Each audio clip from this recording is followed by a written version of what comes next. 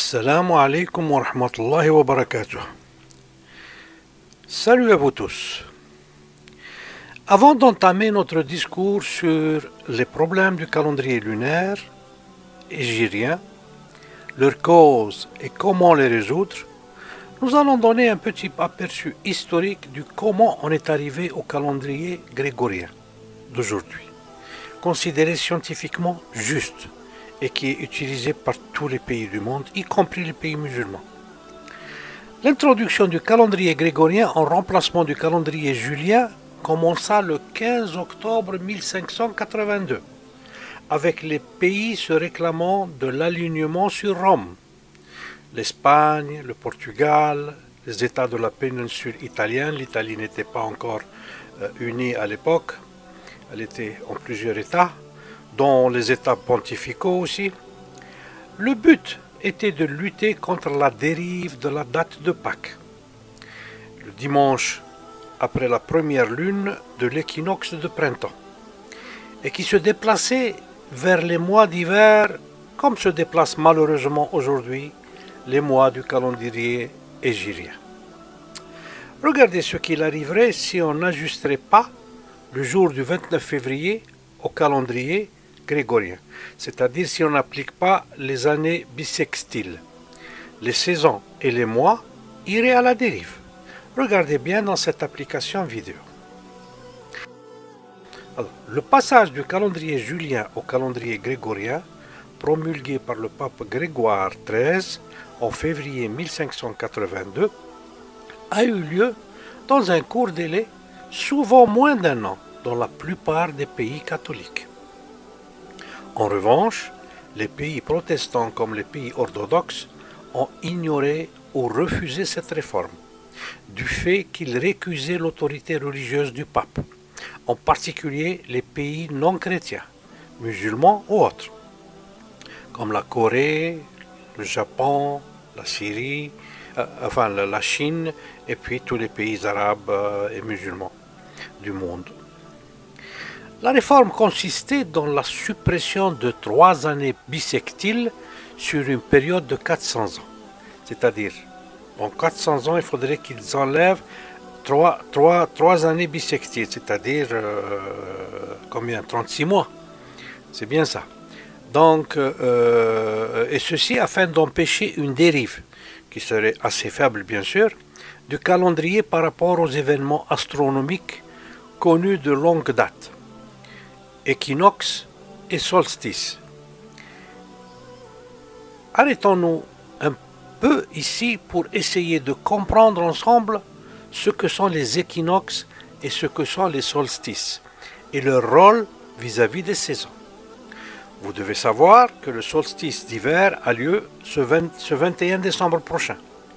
Mais pourquoi parle-t-on de solstice et non d'équinoxe? Et pourtant, ils ont pratiquement le même rôle, comme vous allez voir.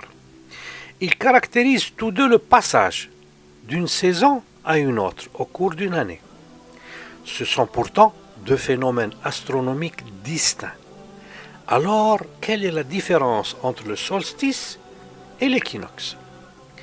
L'équinoxe vient du latin equinoctium, qui regroupe 2 mots. Equus, qui veut dire égal, et nox qui veut dire nuit. Regardons ensemble dans cette vidéo animée comment se déroulent les 4 saisons. Quand la Terre est ici, le Soleil, à midi, est à la verticale de l'hémisphère sud. Là-bas, c'est l'été. Alors que la plus grande partie de la journée, l'hémisphère nord est à l'ombre. C'est l'hiver. Puis, au fur et à mesure que la Terre avance sur son orbite, la ligne où le Soleil tape à la verticale monte vers l'équateur. L'équinoxe, c'est le jour où le Soleil est à la verticale de l'équateur. Le nord et le sud en profitent équitablement.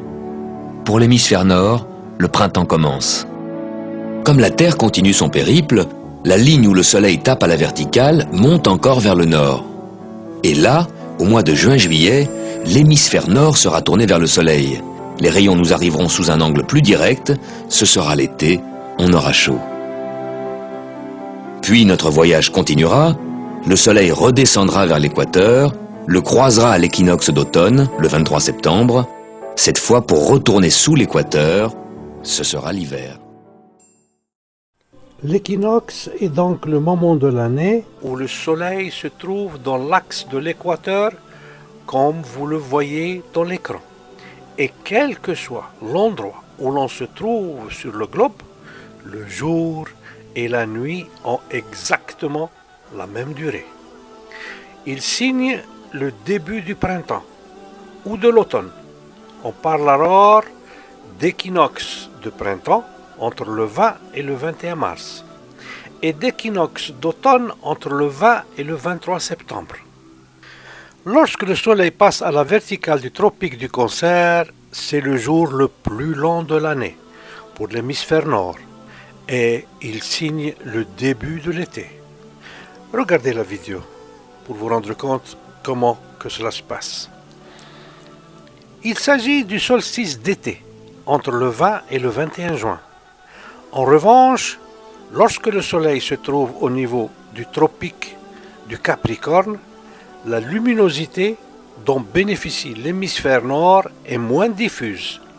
On parle alors du solstice d'hiver entre le 21 et le 22 décembre, le jour le plus court de l'année.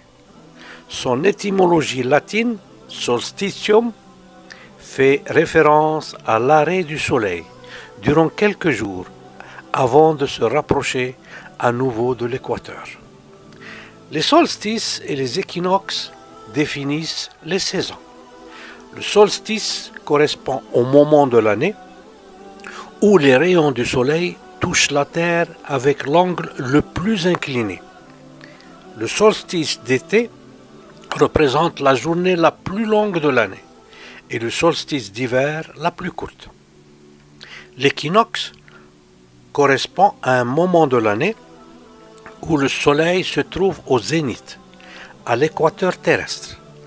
La Terre se trouve alors à angle droit avec les rayons du soleil. Le jour et la nuit ont alors la même durée. Vous avez compris la différence entre solstice et équinoxe. Et pourtant, tous les deux déterminent le début d'une saison. Rappelez-vous alors de ces détails précis et qui se répètent chaque année dans notre cycle solaire. Il faut se le rappeler pour quand on va parler plus tard du calendrier hégirien et sa déroute loin de ces calculs précis du système lunisolaire sur lequel Allah nous a instruits dans son Saint-Coran. Coran chapitre 55, verset 5. Le soleil et la lune évoluent selon un calcul minutieux. الشمس والقمر بحسبان. Coran chapitre 6 verset 96. Allah est le fondeur de l'aube. Il a fait de la nuit une phase de repos, le soleil et la lune pour mesurer le temps. Voilà l'ordre conçu par le puissant omniscient. فالق الإصباح وجعل الليل سكنا والشمس والقمر حسبانا ذلك تقدير العزيز العليم. Pensez-vous qu'Allah nous a souligné en vain ces détails et ces calculs? Retournons alors encore une fois au calendrier grégorien. Sa réforme a eu un aspect immédiat. Il y a eu la suppression de 10 jours afin de rattraper le retard accumulé depuis les siècles révolus.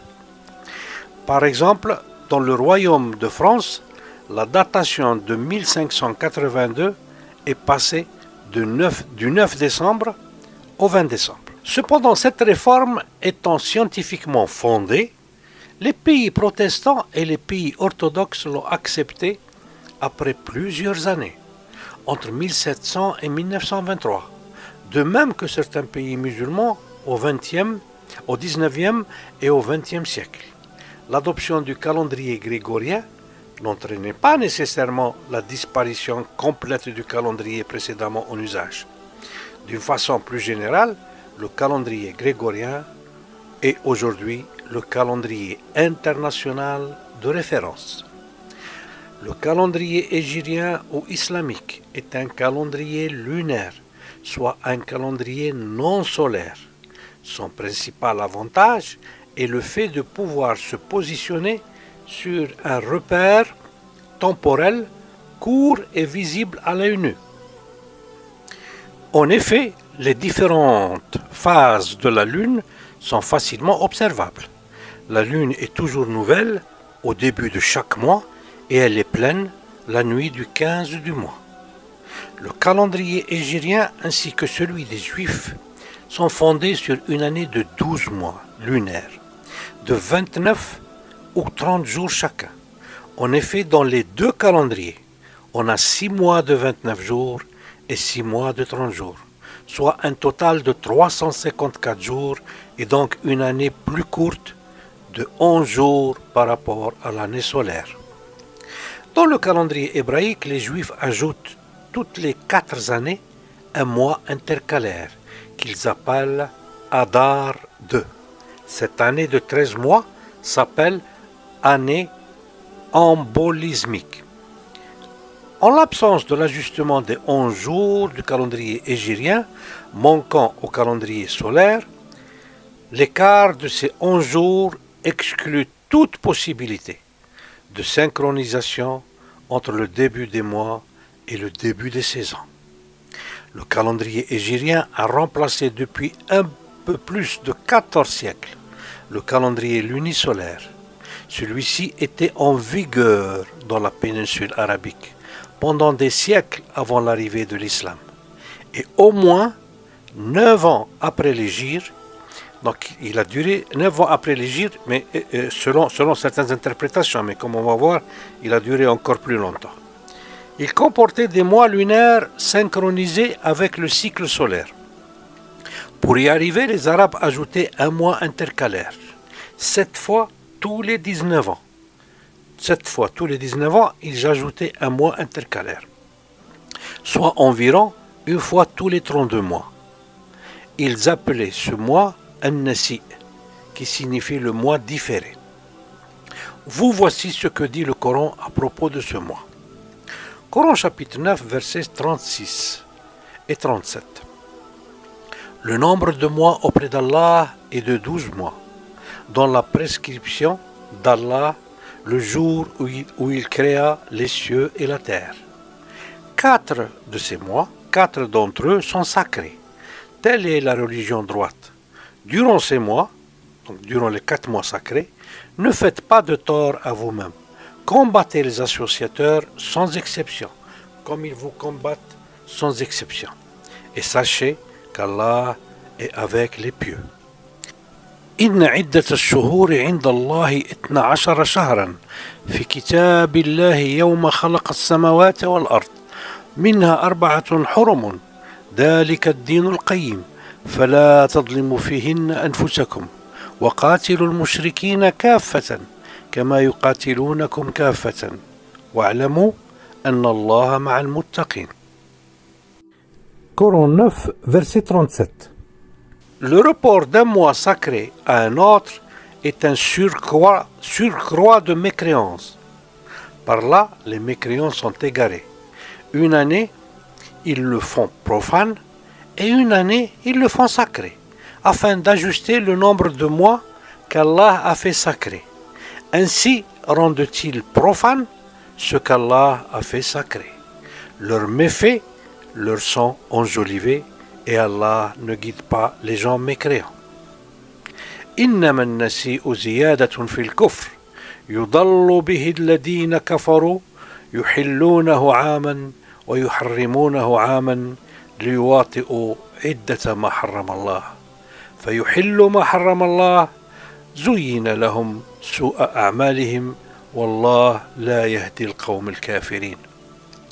À l'aide de l'intercalation ou l'ajustement de l'année lunaire, les noms des mois du calendrier étaient alignés avec les saisons, en particulier les 2 mois Rabi' al-Awwal et Rabi' al-Thani, tombés systématiquement au printemps.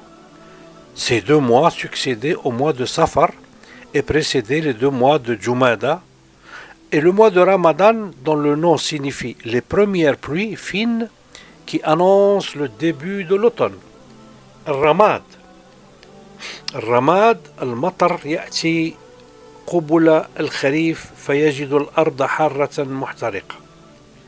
Elle débutait après l'équinoxe d'automne, soit une période pendant laquelle le jour et la nuit sont presque égaux, qu'on habite en Finlande ou en Afrique du Sud, et la température est très modérée.